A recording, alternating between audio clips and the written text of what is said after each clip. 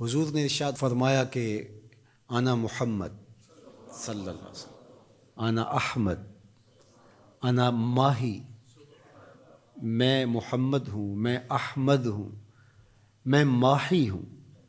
ماہی کا معنی فرمایا جس سے کفر مٹتا ہے۔ میں حاشر ہوں، قیامت کے دن حشر میرے قدموں پہ ہوگا۔ پھر ارشاد فرمایا انا العاقب، میں عاقب ہوں، اور پھر اس کی خود ہی تشریح فرمائی عاقب وہ ہوتا ہے جس کے بعد کوئی نبی نہیں ہوتا۔ آخر بھی وہی ہے، اول بھی وہی ہے۔ حضرت جابر رضی اللہ تعالیٰ عنہ نے حضور سے سوال کیا متی وجبت لک النبوۃ، آپ کو نبوت کب ملی؟ تو حضور نے اس کا جواب کیا دیا، کنت نبیا وآدم بین الماء والطین، میں اس وقت بھی نبی تھا جب آدم علیہ السلام کا خمیر تیار ہو رہا تھا۔ وہ مٹی اور پانی کے درمیانی مراحل میں تھے کہ میرے سر پہ نبوت کا تاج سجا ہوا تھا۔ اپنے وصف حضور نے خود بیان کیے، اور یہ حضور کا حق ہے، چونکہ حضور علیہ السلام سے پیار کرنا، حضور کی عظمتوں کو ماننا، حضور کی رفتوں کا اقرار کرنا، یہ تقاضۂ دین ہے۔ اس لیے حضور اس کو بیان کرنے پہ مامور ہیں، اس لیے بیان کرتے ہیں انا محمد، میں محمد ہوں۔ اور محمد کیا ہوتا ہے؟ یہ حمد سے ہے، حمد تعریف کو کہتے ہیں، خوبی بیان کرنے کو۔ تو محمد کا معنی ہوا الذی یحمد حمدا بعد حمد، چونکہ یہ باب تفعیل ہے۔ اور طلباء سے پوچھئے جو کم از کم خاصیت ابواب پڑھ چکے ہیں، وہ جانتے ہیں کہ تفعیل کے خواص میں سے ہے کہ وہ کثرت ماخذ چاہتا ہے، تحمید، کثرت حمد۔ صرف یصرف کا معنی پھرنا ہے، صرف یصرف تصریف کا معنی خوب پھرنا ہے۔ تو یہ تفعیل پہ جب کوئی بھی چیز لے کر آئیں گے تو اس کے معنی میں کثرت پیدا ہوتی ہے۔ تو حامدہ یحمدو کا معنی حمد کرنا ہے، اور حمدہ یحمد تحمید کا معنی خوب حمد کرنا ہے، اور اس سے محمد نکلا تو پھر اس کا معنی یہ ہوا الذی یحمد حمدا بعد حمد۔ محمد وہ ہوتا ہے جس کی بار بار تعریف کی جائے۔ قلم ٹوٹ جائیں تعریف پھر بھی ختم نہ ہو، سیاہیاں سوکھ جائیں تعریف پھر بھی ختم نہ ہو، کاغذ ختم ہو جائیں تعریف پھر بھی ختم نہ ہو، زندگیاں ختم ہو جائیں تعریف پھر بھی ختم نہ ہو، زمانے بیت جائیں، صدیاں لد جائیں تعریف پھر بھی ختم نہ ہو۔ محمد وہ ہوتا ہے تھک جائیں ہار کے ہاتھ باندھ کے کہیں لا یمکن الثناء کما کان حقہ بعد از خدا بزرگ توئی، ہم نے اپنے بڑوں سے سنا ہے ایک اللہ ہی تم سے بڑا ہے۔ محمد وہ ہوتا ہے جس کی بار بار تعریف کی جائے، تعریف کی اپنی تعریف ختم ہو جائے، محمد کی تعریف ختم نہ ہو۔ الذی یحمد حمدا بعد، تو جو حضور کا نام ہی لے گا تو تعریف کرے گا، اس کا معنی یہ ہے۔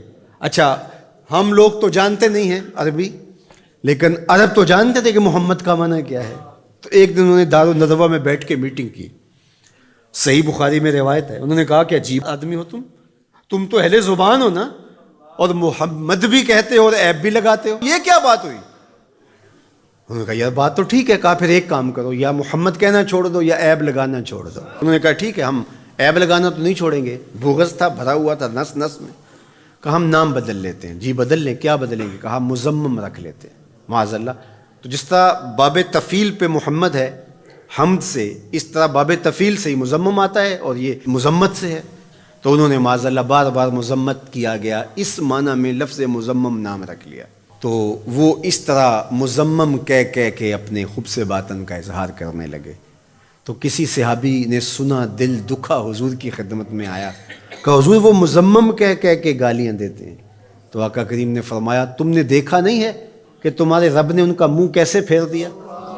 یشتمون مزمما ویلعنون مزمما وانا محمد۔ وہ کسی مزمم کو گالیاں دے رہے ہیں، وہ کسی مزمم پر لعنتیں کر رہے ہیں، میرے رب نے مجھے محمد بنایا ہے۔ محمد ہوتا ہی وہ ہے جس کی بار بار تعریف کی جائے۔ ہم حضور علیہ السلام کے لیے حضور کی مدح کی کوئی مجلس نہ بھی قائم کریں، جب اللہم صلی علی محمد کہتے ہیں تو لفظ محمد ہی حضور علیہ السلام کا قصیدہ ہے، حضور کا نام ہی حضور کا قصیدہ ہے۔ اس لیے محمد محمد بولتے رہو، یہ زندگی کا وظیفہ بنا لو۔ یہ میٹھا نام ہے، یہ نام کوئی کام بگڑنے نہیں دیتا، یہ نام کوئی کام بگڑنے نہیں دیتا، بگڑے بھی بنا دیتا ہے نام محمد صلی اللہ.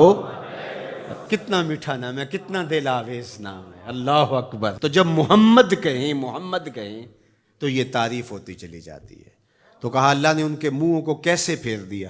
وہ کسی مزمم کو گالیاں دے رہے ہیں، میرے رب نے مجھے محمد بنایا ہے. مزمم کوئی اور ہوگا، میں تو محمد ہوں صلی اللہ. تو اب اس ضمن میں وہ الٹی لکیریں تراش کر کے کس کے خاکے بناتے ہیں؟ کیا وہ شکل میرے رسول سے مل سکتی ہے؟ ہو ہی نہیں سکتا. تو وہ کسی اور کے خاکے تراش رہے ہیں، میرے محبوب کا خاکہ تو تراشا ہی نہیں جا سکتا. خاکے کیسے تراشو گے؟ رخ مصطفیٰ ہے وہ آئینہ کہ اب اس سا دوسرا آئینہ، نہ کسی کی بزم خیال میں، نہ دکان آئینہ ساز میں. مثل تو تب بیان کرو گے مثال ہو تو، اس کی تو کوئی مثال ہی نہیں ہے. ڈھونڈو پوری کائنات، محمد کی مثال ہی نہیں ملے گی. رب نے تو اس پیارے کا سایہ بھی نہیں بنایا ہے. تو تم خاکے کہاں سے تراش لو گے؟ تم کسی مزمم کی بات کر رہے ہو. محمد ہے، محمد ہے. محمد کے خاکے تراشے نہیں جا سکتے، محمد کی شبیہ بنائی نہیں جا سکتی. رب نے کائنات میں ایک ہی محمد بنایا ہے. مثل او در عالم مقام متصور نیست، اس کی مثل بزم عالم میں ممکن ہی نہیں ہے. خدا نے وہ سچا ہی پن چھڑیا ہے جہدے وچ محمد نو ٹالیا سی. حسینہ جمیلاں دا منہ موڑ دیتا، محمد بنا کے قلم توڑ دیتا. یہ کس کی لکیریں تراش رہے ہیں؟ یہ کس کے خاکے بنا رہے ہیں؟ میرے محمد کو رب نے بے مثال بنایا ہے.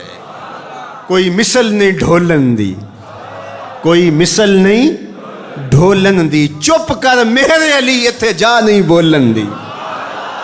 یہاں تو لفظ بھی گنگ ہو جاتے ہیں، یہاں تو لفظ بھی ساتھ چھوڑ جاتے ہیں. تیرے جلووں کے آگے ہمت شرح و بیان رکھ دی. تیرے جلووں کے آگے ہمت شرح و بیان رکھ دی. زبان بے نگاہ رکھ دی، نگاہ بے زبان رکھ دی. جس نے دیکھا ہے وہ بول نہیں سکتی. حضرت عمر بن عاص رضی اللہ تعالیٰ عنہ، صحیح بخاری اٹھائیے، ان سے تابعی جا کے پوچھتے ہیں تو وہ رونے لگے، دیوار کی طرف رخ کر دیا اور روئے اور خوب روئے. اور پھر رخ پھیرا تو آنے والوں سے کہا کہ لو سئلت ان اصفہ ما اتقت، اگر تم مجھے یہ پوچھنے آئے ہو نا کہ حضور کیسے تھے، اللہ کی قسم میں طاقت نہیں رکھتا. یہ کون کہہ رہا ہے جو شام سویرے دیکھتا رہا؟ پیر وارث شاہ نے بھی قلم توڑ ہی دیا. جنہ ویکھیا نہیں او کرن گلاں، جنہ ویکھیا ہو تے بول دے نہیں.